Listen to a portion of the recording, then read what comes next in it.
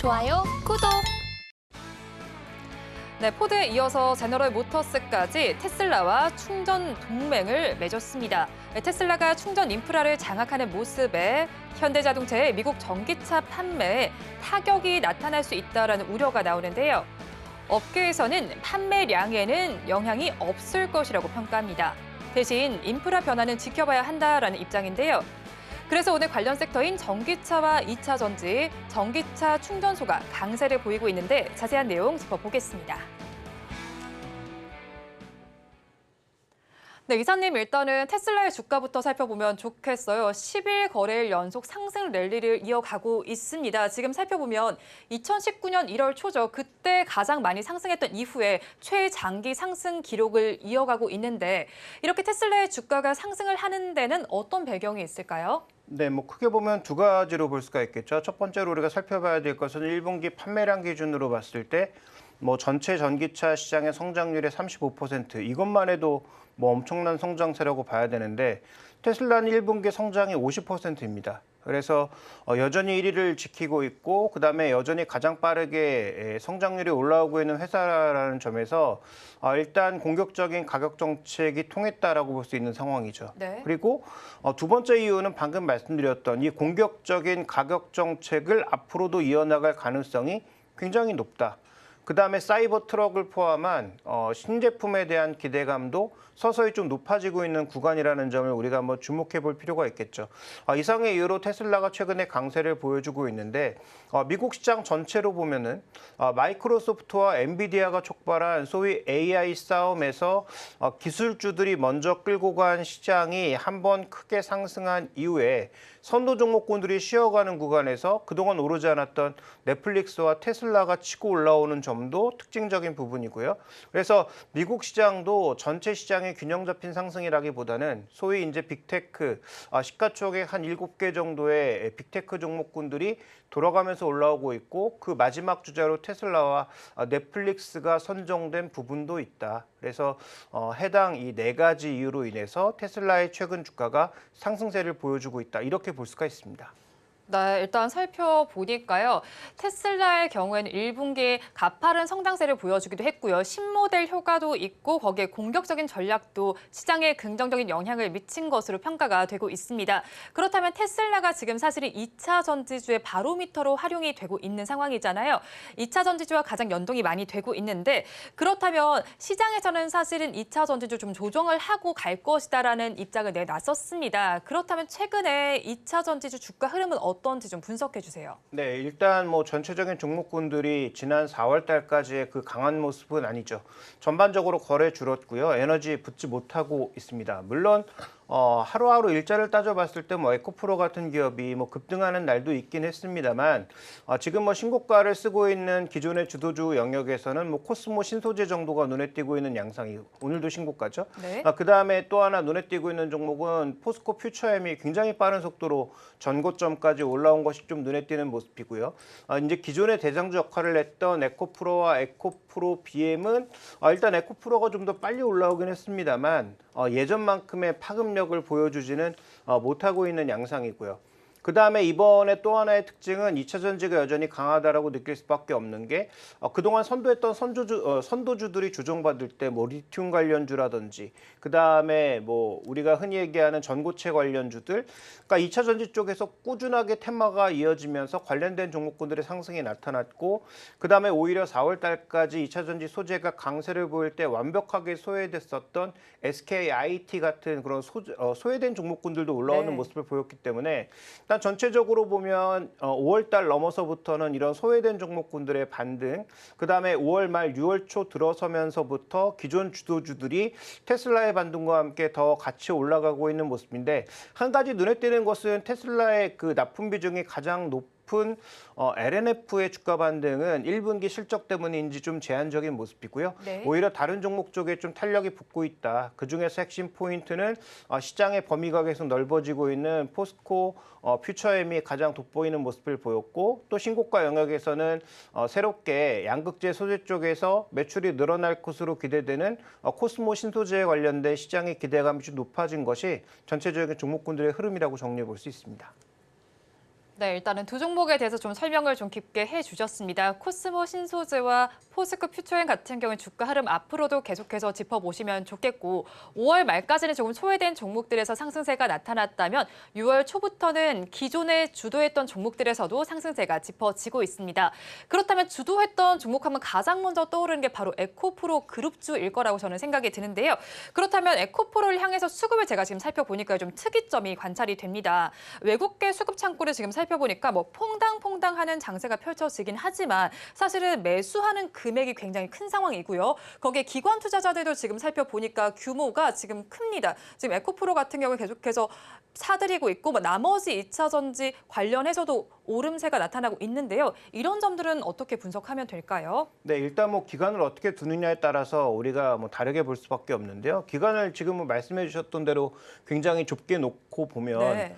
일단 뭐 기관과 외국인들의 매수가 들어왔다 이렇게 볼 수가 있겠습니다만 외국인들은 작년에 그 고점 기준으로는 에코프로비엠 기준으로 지분율이 14%가 넘었습니다. 네. 지금 4%까지 줄었거든요. 진짜 많이 줄었네요. 네, 그러니까 뭐 10% 정도 가량 줄었는데 여기서 뭐 하루 이틀 정도 산다고 해서 의미 있는 반등이라기보다는 그 매도량 안에는 뭐 개인 투자자들이 굉장히 싫어하시는 뭐 공매도도 섞여 있었을 거고 굉장히 다양한 성격들의 매도가 섞여 있었을 겁니다. 주가가 이제 반등하는 구간에서 자연스럽게 이제 환입이 나올 수밖에 없는 부분이니까 외국인들은 여전히 이쪽에 강하게 늘리기보다는 비중 조절을 하고 있다 정도로 보셔야 될 것 네. 같고요. 그래서 저번에 이제 매도할 때도 말씀드렸지만 이탈하는 것이 아니라 비중 조절을 하고 있다 정도로 보셔야 될 거고 그럼 기관의 매수는 어떻게 이해해야 되느냐? 네. 지금 ETF와 연계되어 있는 패시브 물량이 굉장히 강할 것으로 생각이 되고 있습니다. 이쪽의 시가총액이 늘어나면 자연스럽게 더 담을 수밖에 없죠. 왜냐하면 시총 비중대로 늘어나는 만큼 담아야 되거든요. 그래서 그런 차원의 매수를 배제하면 과연 예전만큼의 4월 달 초반까지의 그런 공격적인 매수가 유입되고 있느냐? 그렇지 않다라는 거죠. 그래서 최근 수급의 흐름은 앞서 모두에 말씀드렸던 대로 전반적으로 에너지가 올해 1월 달부터 4월 달까지의 그 강했던 장세만큼의 흐름은 분명히 아니다. 네. 그다음에 에너지도 여러 섹터 쪽으로 과거에는 소재로 집중됐던 게 지금은 뭐 충전기, 리튬 다양한 쪽으로 좀 분산되고 있다라고 보시는 게 조금 더 적절할 것 같고요. 그래서 에코프로비엠에 들어오고 있는 이 수급은 뭐 그렇게 큰 의미를 부여하시기보다는 기존의 매도가 조금 멈췄다. 그래서 비중 조절을 했던 외국인들이 비중 조절을 멈췄고 그다음에 이제 공매도했던 부분이 주가가 올라오기 시작하면서 일정 부분의 환입 정도가 나타나고 있어서 우리가 좀 더 본질적으로 봐야 되는 것은 외국인들과 기관들이 하루 이틀 사고 파는 게 아니라 전체적인 에너지가 다시 크게 분출되는지 여부가 중요하다라고 봐야 될 것 같습니다. 네. 그렇죠. 외국인과 기관 투자자들의 수급을 살펴보니까요. 외국인 투자자들은 비중 조절의 관점으로 분석을 해주셨고요. 기관 같은 경우에는 지금 굉장히 또 패시브와 또 ETF 수급적인 측면에서 설명을 해주셨고 에너지가 그렇게 크지는 않다라는 관점으로 분석을 해주셨어요. 그렇다면 이제는 증권가의 시각도 좀 살펴봐야 할 것 같습니다.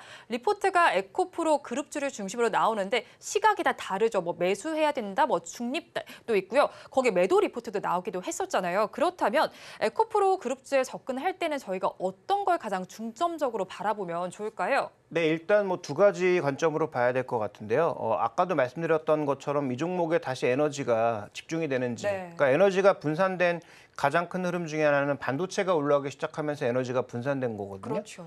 그러면 반도체와 2차 전지 두 개가 다 같이 양날개로 살아있다면 우리 양시장 모두 강해질 수 있고 그러면 지수의 레벨이 한 단계 높아질 수 있을 텐데 이번 주 당장은 그게 쉽지 않을 거고 만약에 FOMC를 포함한 뭐 BOJ, ECB 이런 것들을 다 잘 넘어가서 6월 달 중순 이후에 정말로 다시 강세장으로 가는 그래서 BOA의 전망처럼 미국 시장도 강세장의 시작이고 우리 시장도 새로운 강세장의 시작이라면 그때는 뭐 반도체도 가고 2차 전지도 가겠죠. 네. 그러면 그때는 에너지도 늘어날 거고 자연스럽게 이런 종목군들의 비중을 늘려나가도 되겠지만 그것을 지금 뭐 증권사의 시각으로 확인하시기보다는 아까 말씀드렸던 기술적 부분 뭐 거래량이라든지 네. 매수 강도라든지 이런 것들로 좀 판단하시는 게 저는 좀 더 중요한 부분이라고 판단하고 있고요. 펀더멘탈적인 측면에서는 어차피 이 종목들이 올라올 때 지금 펀더멘탈 보고 올라오지 않았습니다. 뭐 PER, PBR 이런 거 보고 올라오지 않았거든요. 네. 결국 이익과 매출의 성장 속도, 그다음에 캐펙스가 과연 얼마만큼 증가하면서 현금 흐름을 둔화시키는지 여부가 저는 앞으로 중요한 변수라고 보고 있기 때문에 뭐 증권사 리포트에서 나오는 뭐 목표 가격, 투자 의견 이런 쪽에 집중하시기보다는 시장의 에너지, 그다음에 방금 언급드렸던 매출과 이익의 성장 속도 이 두 가지를 한번 주목해 보시는 게 좀 더 좋을 것 같고요. 정말 장기적인 관점에서는 좋은 종목군들이고 여전히 매수 기회를 제공하고 있다라고 보여지지만 단기 변동성도 열려 있다라는 것을 인정해야 이런 종목에 대해서는 투자를 우리가 길게 보고 갈 수 있다. 그다음에 또 하나 마지막으로 말씀드리고 싶은 것은 낮은 가격에 사서 충분히 이익이 발생하신 분들은 네. 현재 이 정도의 흔들리면 안 된다라는 말씀을 더불어서 드리고 싶고 아까 언급드렸던 말씀은 신규 매수자 입장에서 말씀드리는 것입니다. 네. 그래서 기존에 이제 수익이 크게 발생하신 분들은 뭐 단기적인 어떤 노이즈에는 반응하실 이유가 없는 상황이고요. 다만 신규 매수 입장에서는 좀 살펴볼 것들이 많다라는 관점으로 언급드리겠습니다. 네, 일단 신규 투자자들과 기존에 보유하신 분들에 따라서 조금 다른 시각을 제시를 해주셨고요. 일단 에코프로 그룹주 살펴보실 때는 거래량 꼭 살펴보시면 좋을 것 같다는 의견을 제시해 주셨습니다. 그렇다면 오늘 LG 에너지 솔루션의 흐름도 좀 살펴보면 좋겠는데요. 사실 섹터와 비교했을 때는 그렇게 강한 흐름은 아니다라고 지금 평가가 되고 있죠. 지금 뭐 강부하권 정도에서만 움직이면서 61만 원 정도 터치를 하고 있는 상황인데요. 그렇다면 다른 섹터 내에 있는 종목들의 비해서 상승 동력이 약한 원인은 뭔가요? 근데 이제 그 절대 수익률 측면에서 보면 그럴 수 있겠지만 이 종목도 지금 거의 52주 신고가 영역에 있는 거거든요. 그렇긴 하네요. 네. 네. 그래서 저는 뭐 LG 에너지솔루션이 약하다라는 평가를 받아들일 수 없고요. 세일 중에서 그나마 LG 에너지솔루션 제외한 나머지 종목군들이 좀 상대적으로 약했던 것이죠. 근데 셀과 소재를 비교해 보면 왜 이렇게 셀이 상대적으로 둔화되어 있느냐? 네. 아무래도 우리가 소재에 거는 기대가 좀 더 크고 아까 말씀드렸던 이익과 매출의 성장 속도가 셀보다는 소재 쪽이 더 빠르게 나타나고 있기 때문입니다. 그래서 셀 종목 같은 경우에는 시간이 좀 걸리니까 안정적으로 장기적으로 투자하고 싶으신 분들의 선택지가 될 것으로 판단하고 있고요. 다만 이 셀 기업 같은 경우에는 최근 들어서 원자재 가격 변동에 따라서 뭐 마진율이 조금 바뀔 수 있다라는 점. 그다음에 전기차 쪽에 있어서의 판매량이 혹시라도 하반기에 조금 둔화되는 모습을 보인다면 뭐 소재도 타격을 받겠지만 지금은 소재는 증설 모멘텀이 더 강하게 작용하고 있는 구간이니까 아마도 그런 트랙 데이터가 잡힐 경우에는 셀 기업들이 더 약해질 수 있거든요. 네. 그래서 셀 기업들의 가장 큰 핵심 포인트는 하반기 전기차의 총 판매량이 줄진 않을 겁니다. 계속 올라갈 건데 상승 속도가 줄어드는 것만으로도 타격을 받을 수 있기 때문에 셀 기업은 지금 그 위치보다는 하반기 전기차의 판매량 증가 속도가 어떻게 움직이는지를 핵심 포인트로 두시는 게 좀 더 유리할 것 같습니다.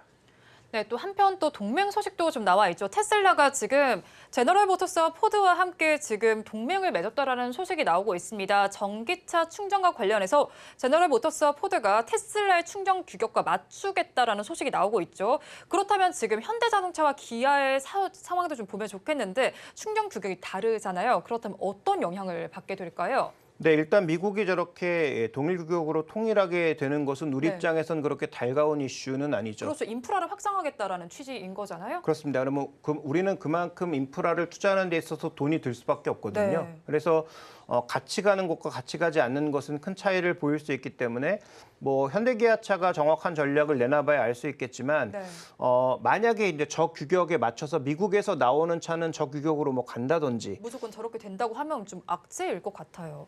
아니죠. 악재라고 아닌가요? 볼 수가 네. 없죠. 왜냐하면 현대기아차도 결국은 큰 대세 안에서 저렇게 흐름을 따라가는 것이 저는 나쁘지 않다라고 네. 보고 있는데 오히려 반대로 독자 규격으로 가겠다라고 고집을 부리고 자기가 미국의 전국망을 깔겠다라고 가면 그렇게 가면 진짜 더 많은 악재겠네요. 돈이 네. 들고 그다음에 과연 미국 사람들의 입장에서 독자 규격을 쓰는 현대기아차에 대한 메리트를 그렇게 줄 수 있을지를 고민할 수밖에 없는 거죠.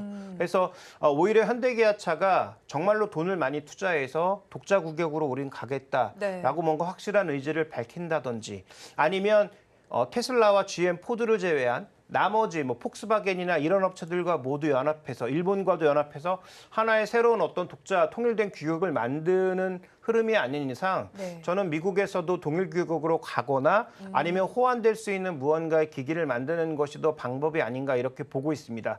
또 하나 우리가 얻을 수 있는 시사점은 결국은 뭐 충전 관련주 해서도 국내에 또 지금 뭐 테마주가 굉장히 많잖아요. 뭐 휴맥스 홀딩스를 포함해서 굉장히 많은 종목군들이 움직이고 있는데 뭐 단기 테마가 더 갈 수는 있겠습니다만 이것도 제가 보기엔 전혀 의미 없는 흐름일 수 있다는 거죠. 장기적으로. 네. 왜냐하면 테슬라를 결국 쫓아갈 수밖에 없는 것은 이 충전 인프라와 관련된 관리라든지 ESS 흐름이라든지 이런 것들을 소형 회사들이 감당할 수가 없는 규모거든요. 네. 결국은 대형사가 이것들을 감당할 수밖에 없다라는 측면에서 국내 충전과 관련된 시스템에 있어서도 국내도 테슬라로 일통될 일은 없겠지만 아마도 뭐 현대차 그룹이라든지 뭐 LS 쪽이라든지 아니면 LG 그룹 쪽에서 충전 시장도 결국 대형주 쪽으로 돌아갈 수밖에 없다라는 점을 염두에 두시면서 현재 충전기 테마로 움직이고 있는 종목군들은 테마는 테마 정도로 대응하는 것이 좋겠다. 이렇게 말씀드리고 싶습니다.